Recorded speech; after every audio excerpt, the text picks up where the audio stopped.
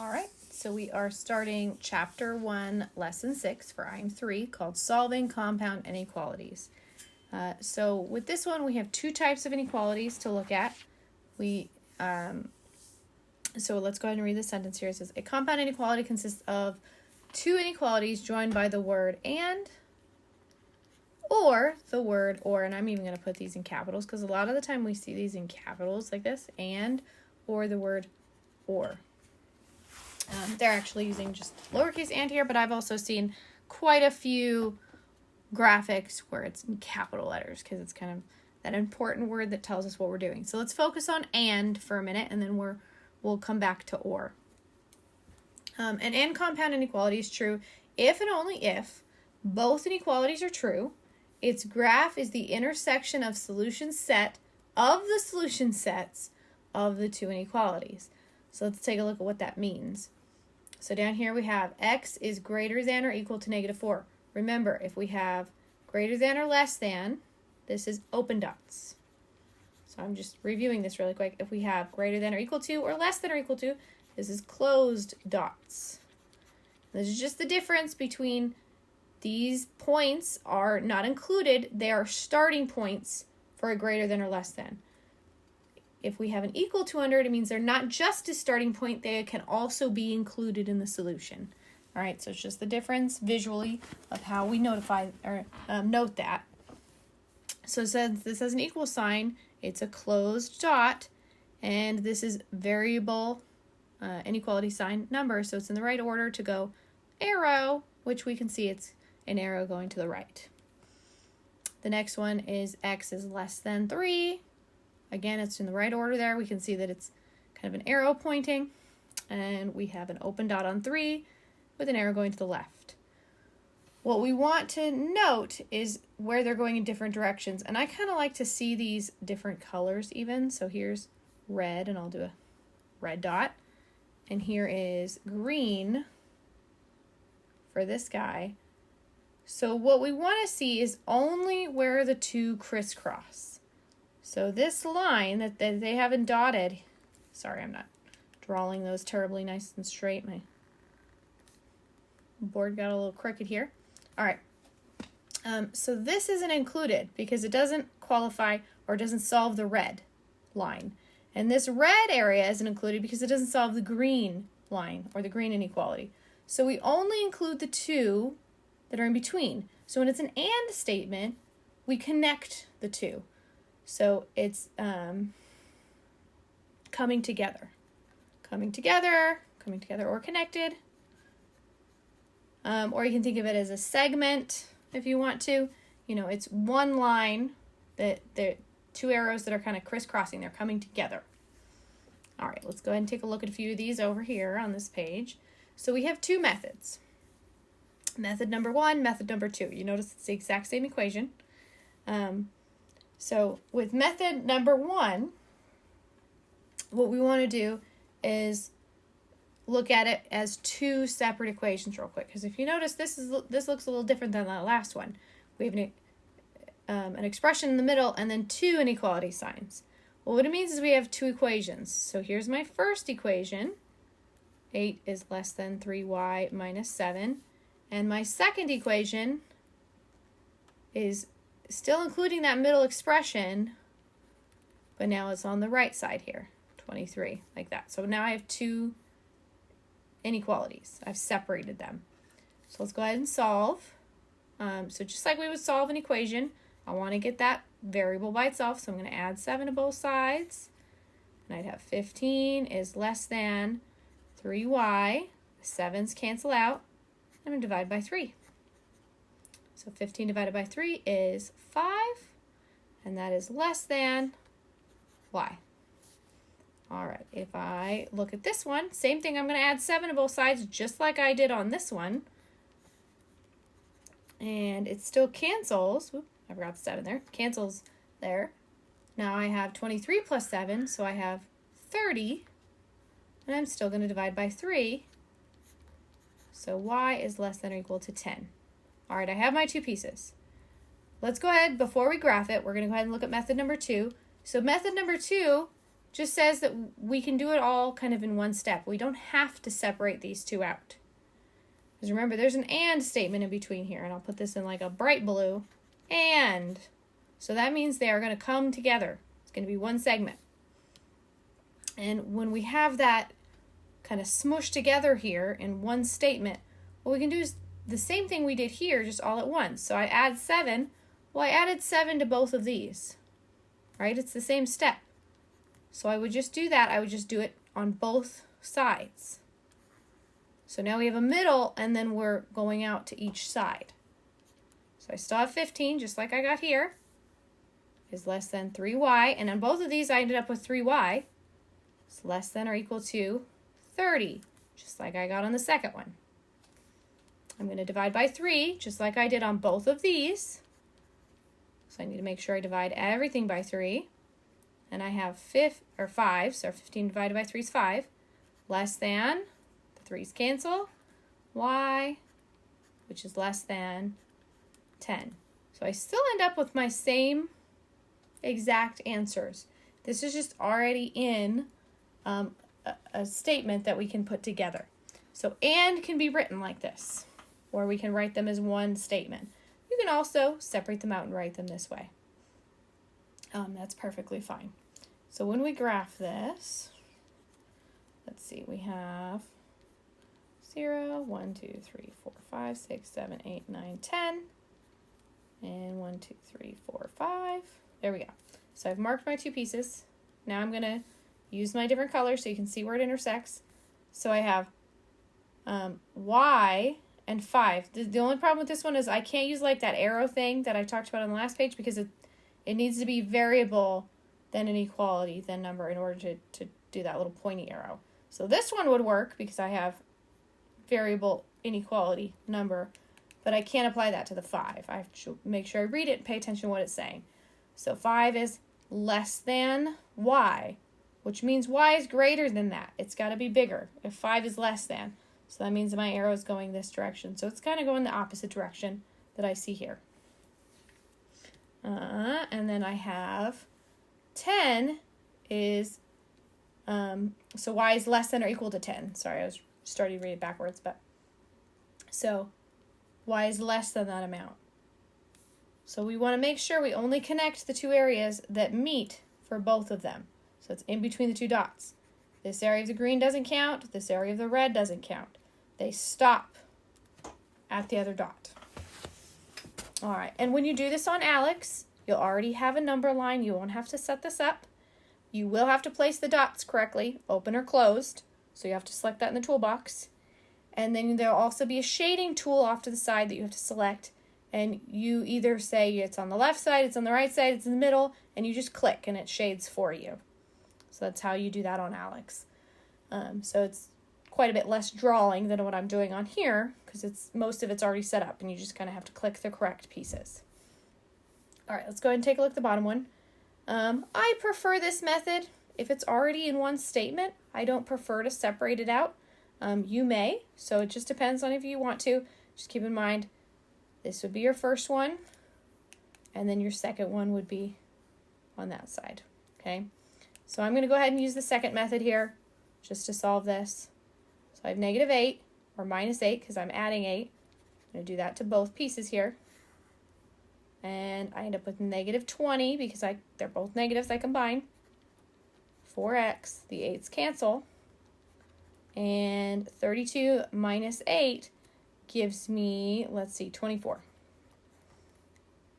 I'm going to divide by 4 on all pieces. So I end up with negative 5 is less than or equal to x because the 4's cancel. And that's less than 6. All right, I have my inequality statement, so I can start to write this. 0, 1, 2, 3, 4, 5, 6.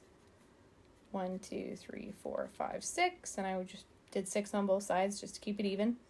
Again, you're not going to have to draw like this, but if you do draw it on paper, just try to be as close as you can. You can tell they're not exactly the same spacing, but they're close enough that I get the idea here. All right, so negative 5 is less than or equal to, so it's a closed dot. and it's less than or equal to x, which means that x is bigger than that amount. And I'm actually, whoops, didn't mean to draw that. Go back. Wanted to go past the 6 real quick, like that. All right, now let's go green. And x is less than or equal to 6, so it's less than or equal to, and that means it's smaller. I'm sorry, I actually crisscrossed those a little bit, just because I'm going a little crooked with my drawing board here. So this is the point where they both cross from point to point here. So remember, this isn't included for both, and this isn't included for both. So and means it has to meet both inequalities, not one or the other. It has to be true for both. So if I think about an example here, 0 would work. 0 is greater than 5, negative 5, sorry, and 0 is less than 6. This is true for both. But if I were to choose 7, 7 is greater than 6, or greater than negative 5, sorry, we're looking greater than negative 5, because that's what the red line shows. But it's not less than 6, so it wouldn't work. It only works for one of the inequalities. It needs to work for both for it to be an and statement. That's why we ignore everything that's outside of the 2 points. All right, let's do this last one here, and then we're going to talk about some or statements. All right, so we're subtracting 2, so we're going to add 2 to both sides. And we end up with negative 3 is less than or equal to 3z, which is a little greater than, let's see, negative 12, right? We're going to divide by 3 on all pieces. Negative 3 divided by 3 is negative 1. Almost cancels, but we still have a negative. 3 divided by 3 does cancel down to just 1, so z is by itself. And then negative 12 divided by 3 is negative 4. All right. One thing with this one is it's not, we always want and statements to be less than or less than or equal to. So these are and statements. This is a big deal. This tells us it's an and statement. But we also need to write them from least to greatest. So you should always see the least number on the left and the greatest number on the right. So with this one, it's backwards. We want to flip it around. Negative 4 is less than z, which is less than or equal to negative 1. If you notice, this is pointing at the 4. It's still pointing at the 4. Even though I flipped it around, I kind of followed. That point followed the 4. And the same thing on this one. It's pointing at the z. We're still pointing at the z. We just flipped it around. So now we have the least and we have the greatest. Okay, even though they're both small numbers, we're still putting them in order. All right, they're both negative, so I'm actually going to go negative 1, 2, 3, 4, 5, 6. We don't really need to go out that far. 4, like that. All right, so we have negative 1 and negative 4. And we're going to go ahead and put our points here. So negative 4 is less than z, so that means z is greater than that. And then z is less than or equal to negative 1, so it's a closed dot. Again, I put an open dot here. I didn't say it, but I drew it. Open because there's no equal to. Closed because there's an equal to. Oh, you know what? I forgot to switch my colors. That's what I forgot to do. Closed dot. And we're going in the less than direction. So remember, we're going to connect the 2 points. And I'm doing the colors here to be a little dramatic about it so you can see where they crisscross. You're just going to do the one connection. It's not even going to show these parts of the line. It's just going to connect it and kind of cut it off for you. All right, let's go ahead and look at or. So an or compound inequality is true if one or more of the inequalities are true. So for and, both of the inequalities need to be true. So it needs to be true for both. This one is going to be one or the other.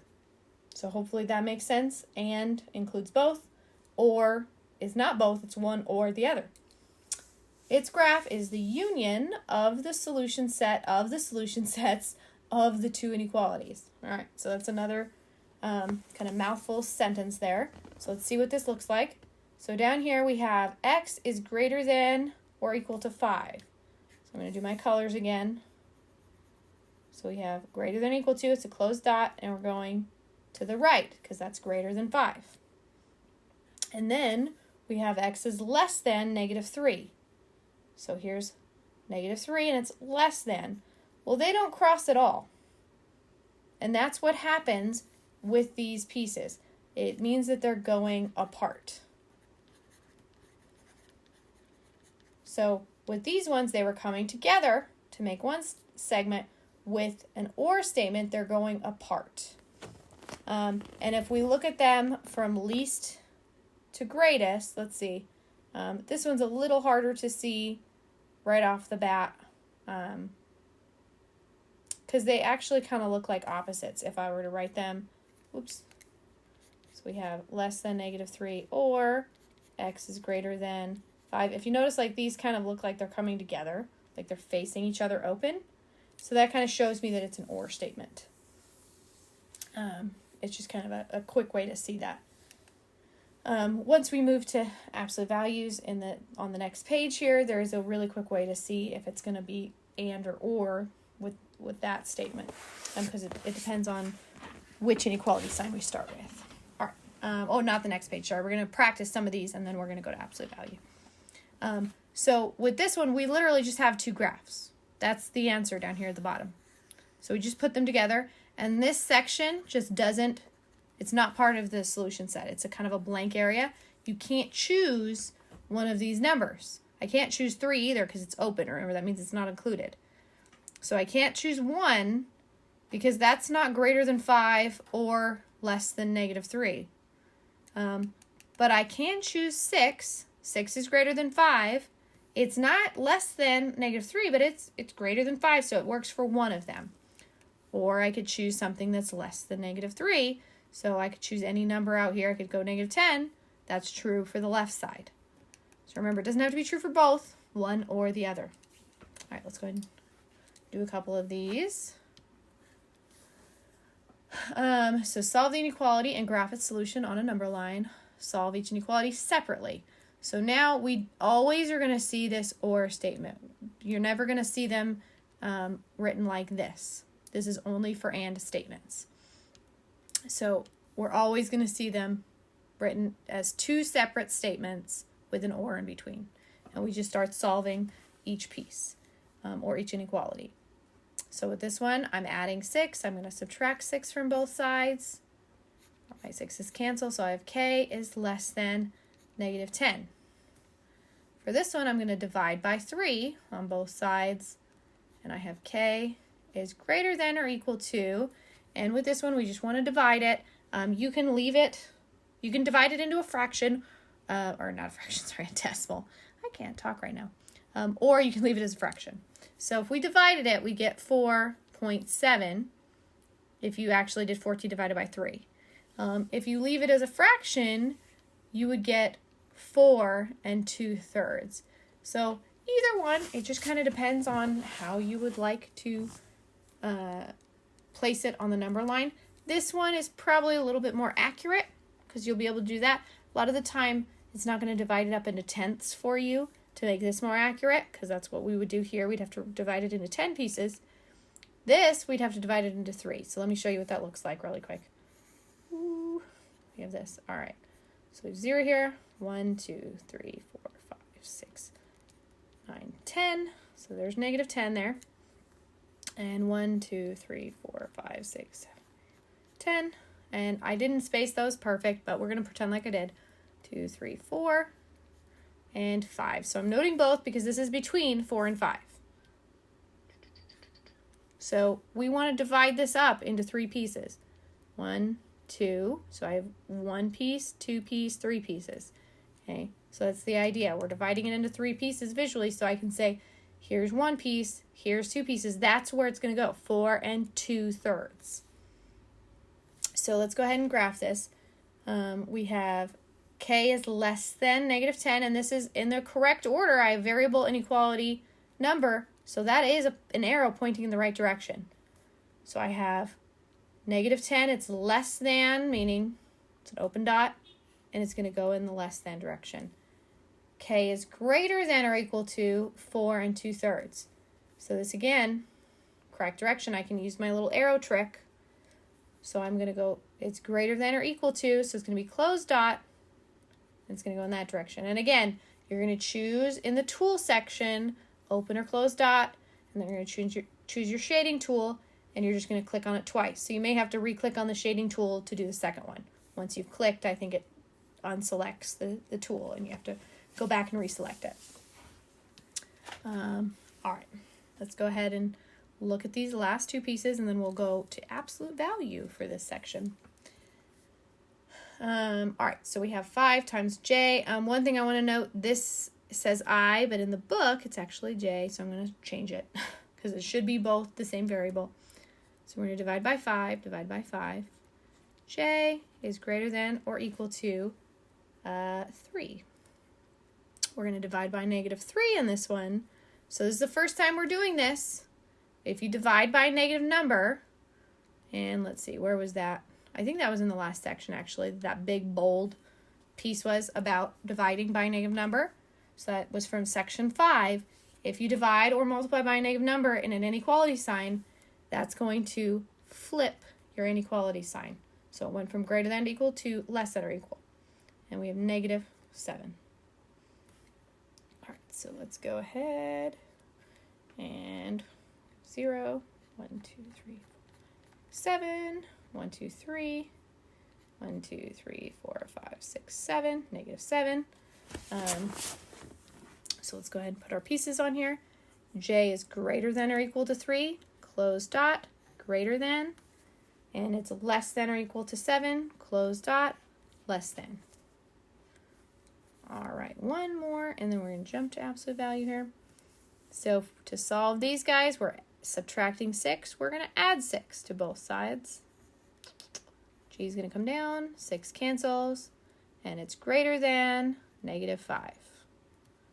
This is a two-step equation because I'm multiplying and adding, so I'm going to subtract that 4 first.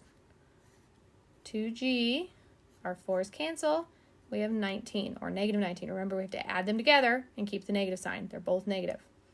I'm going to divide by 2. G is less than, you can turn this into a decimal, which would be -9.5, or you could say 9 1/2 negative. Okay, either way, it's fairly easy to graph there because it's just a half. So let's go ahead and look at this. So they're both negative. I'm going to focus more on the negative side here. 1, 2, 3, 4, 5, 6, 7, 8, 9, 10.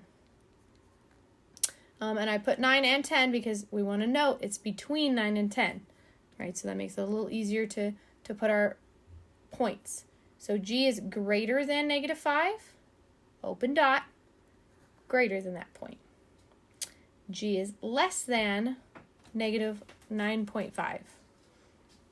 So here's 9.5, and it's less than that point. All right, let's go ahead and look at absolute value.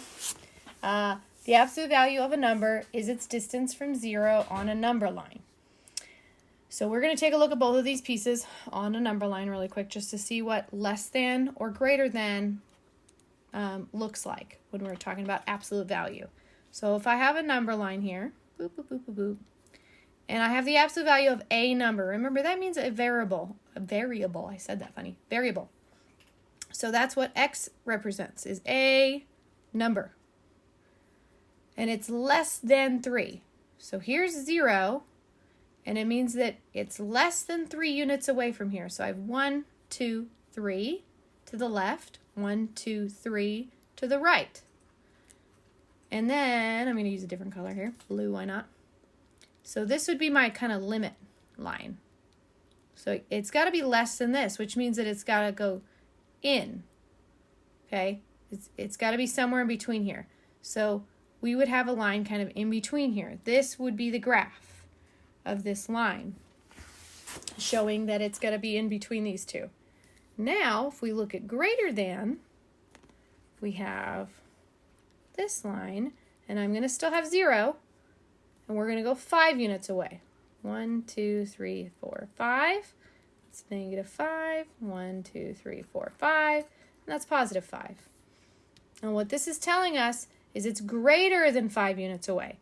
So now we still have kind of our limits here, but instead of it being in between, like it was for less than, it's greater than that distance.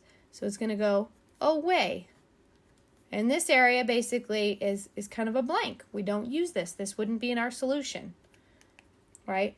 So when we're using absolute value, if we see less than, it means less than, or if we see, sorry, I'm not going to use the word or. I don't want to confuse and or. But less than or less than and equal to, then it is an and statement. They're going to come together. If we see greater than or equal to, it is an or statement. So it's kind of a quick way to see that. So down here we can kind of see it happening. So we have an absolute value inequality. Here's our absolute value of ax plus b, and that's greater than c. So greater than, I know it's going to be an or statement. So here we have our or statement. We have ax plus b is greater than c, or ax plus b is less than negative c. So just like we did before when we were solving absolute value and we had a positive case and a negative case, we're going to do the same thing. That's what this is, case 1 and case 2. And we have our negative, but now we have that rule with absolute values where we have to flip the inequality sign. So same thing happens here. That's why it goes from greater than to less than. And we can see an example here with some numbers. So we have the absolute value of 4x plus 5 is greater than 7. So we have 4x plus 5 is greater than 7. 4x plus 5 is less than negative 7. So it's just the numerical kind of example there. All right, now we have a less than. So it's still the absolute value of ax plus b, but it's less than c. Less than means and. So it means I can write it together like this. You can write separate statements if you want, but you could just put the inequality in the middle and then have the negative to the left and the positive to the right, and it's just going to be two less than statements. And so we can see it here, 4x plus 5. We have the same exact inequality that we did up here with absolute value, but now we have our absolute value in the middle, 4x plus 5. We have negative 7 on the left, positive 7 on the right. So let's go ahead and actually test this out and solve one of these guys. So solve the inequality and graph its solution on a number line. So this is a greater than. I already know this is an or statement. They're going to go apart from each other just by the starting inequality sign. So I have case 1 is 6y minus 5. I just dropped the inequalities, the absolute value, and I have the same inequality sign. And that's case number 1. Case number 2, I'm going to drop the absolute value, but I need to make it negative 13. This is to the right, this is to the left. Remember, we have to look at how the distance away. So I can go right, I can go left on my number line. And remember to flip this inequality sign when you do that. All right, that's an important piece there. If you don't flip the inequality sign, we have not done this correctly. We haven't applied it correctly. You'll end up with the wrong direction. All right, or really, you'll probably end up with the wrong number there if you don't flip the inequality sign. Oh, I'm thinking ahead or thinking of a different situation. You'll still end up with the right number if you do negative 13, but you would end up with the wrong direction as far as where you put the arrows. So definitely make sure you're paying attention to that. All right, so let's go ahead and start solving these. We're going to add 5 to both sides. 6y is greater than or equal to 18. Divide by 6, divide by 6. Y is greater than or equal to 3. All right, there's my first piece. Now I have to do the same thing. I'm still going to add 5 and add 5. I'm still going to divide by 6 when I get to the next step. But remember, it responds a little differently to the negative number here. So now I have negative 13 plus 5, and I end up with negative 8. And I'm going to divide by 6. So it doesn't go in evenly here. I would probably leave it as a fraction, because again, it's a little easier to divide that up sometimes. Usually, instead of doing tenths. So I can divide by 2 on both of these. I'd end up with 4 thirds. Or I could write this as negative 1 and 1/3. So let's look at a number line. And we're going to have 0, 1, 2, 3. And I'm spacing these out a little bit more because I can. Negative 1 and negative 2. So I know it's going to be between 1 and 2. It's not 1, It's a little less than 1. Remember, it's negative. That's why I'm saying less than 1, because it's going more negative than 1. So I want to divide this up into thirds. Go back. Something like that. So now I have thirds there. So I can go ahead and start graphing this OR equation, or inequality. So we have y is greater than 3. So it's greater than or equal to 3. Forgot the equal then when I said that. So it's a solid dot going to the right. And then it's less than or equal to 1 1/3, negative. So I'm going to go less than negative 1 1/3 with a closed dot on top of that. Alrighty, next one. We have another greater than. That's telling me it's going to be an OR statement again. So case number 1, we just drop everything and solve that guy. And then case number 2, we still drop it, but remember to flip the inequality and make it negative. I'm going to add 7, and the 7's cancel. Oop, changed my ink color. I don't know why I did that. All right, the 7's cancel. 4x is greater than 20. I'm going to divide by 4. X is greater than 5. All right, so we're still going to add 7. We're still going to divide by 4, but remember it responds differently again because of that negative sign now. 4x, our 7's still cancel. So we end up with, that's a plus sign, that looked kind of funny. So we end up with negative 6. Divide by 4. X is greater than negative 3 halves. I almost wrote that upside down. So I could write this also as negative 1.5 if I want to do the decimal. Really, either way, it's pretty easy to divide up visually. So if I have my 0, 1, 2, 3, 4, 5, 2, 3, 4, 5. So there's my 5. Here's my 1. Here's my 2. And 1.5 negative. Oh, dang it. I didn't put negatives on there. These are negatives. So here's negative 1.5 right there in the middle. All right, so these are, we have greater than, we have less than. These are going to be open dots. So x is greater than 5. X is less than 1.5, negative 1.5. Alrighty. So we have 5z plus 2, absolute value, sorry, of 5z plus 2 is less than or equal to 17. Less than, I know this is an and statement. They're going to come together. They're not going to go apart like these last two. So 5z plus 2 is less than 17, less than or equal to 17. 5z plus 2 is greater than or equal to negative 17. All right, so we are going to just start solving these right away. So I'm going to subtract 2 from both sides. 5z, 2's cancel, is less than 15. We divide by 5, and z is less than 3. Now, on this one, we're still going to subtract 2 from both sides. 5z, the 2's cancel, and we end up with negative 19. Divide by 5, just like we did on the other one. Z is greater than or equal to, and in this case, it depends on how you want to view it. This is not, it's going to be smaller than 4 because we would need 20 for it to be 4. So it's going to be 3 point something. It's pretty darn close to 20.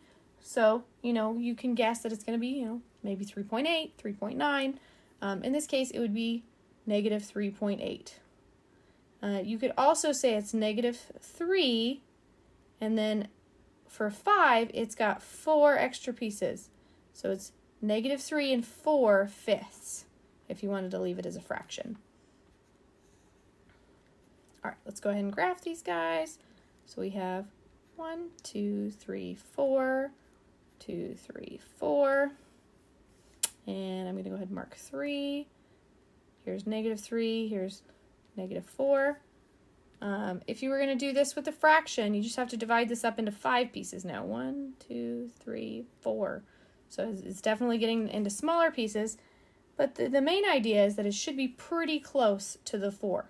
So this is the one we want. We want to get to 4/5. We don't want to go all the way to the 4. That would be 5/5, meaning that we went to the next whole number. All right, so these are both equal to. They're going to be both closed dots. So we have z is less than or equal to 3. So it's going in this direction, and I'm going to switch over to green. And then we have it's greater than or equal to -3 4/5, or -3.8. So remember, this is that or that and statement.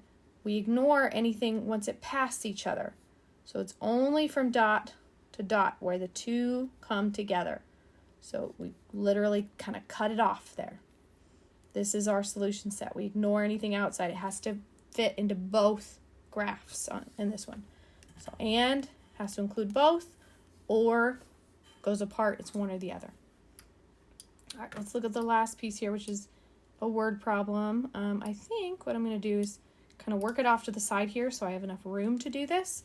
So we have Rachel's considering colleges to attend and determines that the average tuition among her choices is $3,725 per year. But the tuition at a school could differ by as much as $1,650 from the average.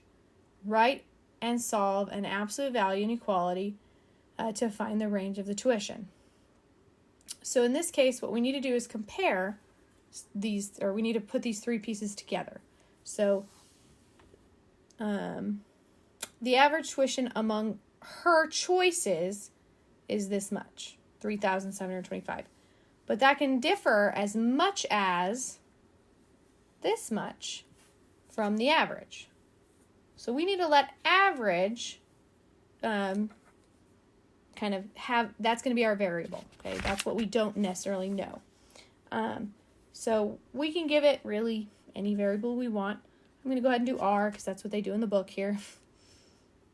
And we have her average minus the average in general. And that's the absolute value piece that we have here. And that's as much as, so this is an inequality, and there are keywords for inequalities, so we definitely want to make sure that we pay attention to exactly the wording they use, because this means less than or equal to 1,650. It's not just less than, it's less than or equal to. So now we have our inequality, okay? So this is probably the first step. This is the right part. So they may very well make you type this in Alex if they ask you to write the inequality, the absolute inequality, and then solve it. They're going to ask you to do 2 steps there. So now let's go ahead and solve it. So my first piece is 3,725 minus R is less than or equal to 1,650. My second piece, this is case 1, my positive. Case 1 is going to be the opposite direction. Oops. Minus R. It's going to be greater than or equal to negative 1,650. So let's go ahead and start solving this. We need to move what's being added or subtracted from the variable. So I know there's a subtraction sign here, but that belongs to the R. We're actually adding 3,725. So we're going to subtract this from both sides. Boop. And these guys cancel, because any number minus itself cancels. We have negative R is less than or equal to, and let's see, what do we get here?